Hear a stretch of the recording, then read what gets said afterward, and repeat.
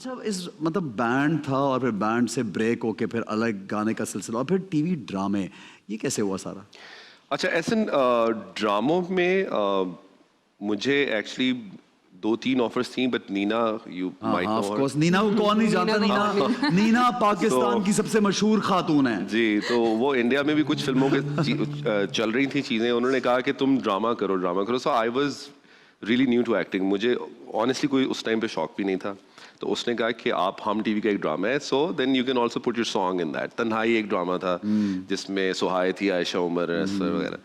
तो very nice play. तो मैं उनकी रिक्वेस्ट पे फिर मैंने वो ड्रामा किया। आई वाज रियली न्यू। मुझे बिल्कुल समझ नहीं थी, अभी भी एक्टिंग की समझ नहीं है, लेकिन उस टाइम तो बिल्कुल पता नहीं था। वो कैमरे के सामने खड़ा कर देते तो मैं शुरू हो जाता। Glad you said that because बहुत से लोग आते ही वो ये भी होते हैं कि हम we're the best and we know a lot, you know, ये भी होता है। वो तो आपकी डेथ है, तो अगर आप इस हाँ, तरह I सोच think- रहे हैं ना, वो I आपका think सवाल है। 2-3 ड्रामे जब किए तो लगा कि एक्टिंग समझ आ गई है। फिर अगले 2-3 किए, वो रोल्स कुछ ऐसे थे। इस तरह एक ड्रामा था घायल, ARY का एक ड्रामा था। उसमें वो एक पूरा एक कैरेक्टर था। वो कभी उसको मतलब बाइपोलर टाइप था, कभी खुश रहता था, कभी एकदम गुस्से में आ जाता था। फिर समझ आई कि नहीं, अभी भी मैं सीख रहा हूँ। वेरी डिफिकल्ट कैरेक्टर भाई। फिर उसके बाद अभी तक ये लगता है कि हम सीख ही रहे हैं। और आई थिंक आप जितने भी एक्टर्स हैं उनसे उनकी आप इंटरव्यूज देखें, वो 60+ भी हैं। कवि साहब, नदीम साहब, आप कभी देखें वो कितने हम्बल हैं। वो भी यही कहते हैं कि हम सीख रहे हैं एक्टिंग। तो हम तो भी बिल्कुल नए हैं। इसका कोई एंड नहीं है ना, इसका कोई सीखने का end तो नहीं। वैसे ही इस अमल, सीखने के अमल का कोई एंड है ही नहीं। You know, I have to give this comment not just because you're sitting here. जो आपका एक प्ले था उसमें वो कैरेक्टर ऐसा था कि वो आई थिंक आपने भी अपने आप को एक्सप्लोर किया होगा उडारी में। वो दोबारा से एक ऐसी चीज वो आई कि वो दोबारा से क्लिक की। सो आई थिंक इट डिपेंड्स कि आपको किस टाइम पे कैसे रोल्स ऑफर हो रहे हैं और वो किस तरह से निभा रहे हैं। हाँ, कितनी अपॉर्चुनिटी आपको मिलती है, वो कुछ चीज़ें आपकी पहचान बन जाती है। आप नहीं भी बात करना चाहते, आप जहाँ बैठते हो उसकी बात हो रही थी। अच्छा, what do you think, what is your claim to fame? किस तरह you as a singer, as an actor, message में किस जगह पे ज्यादा पॉपुलर? क्लेम टू फेम क्या है?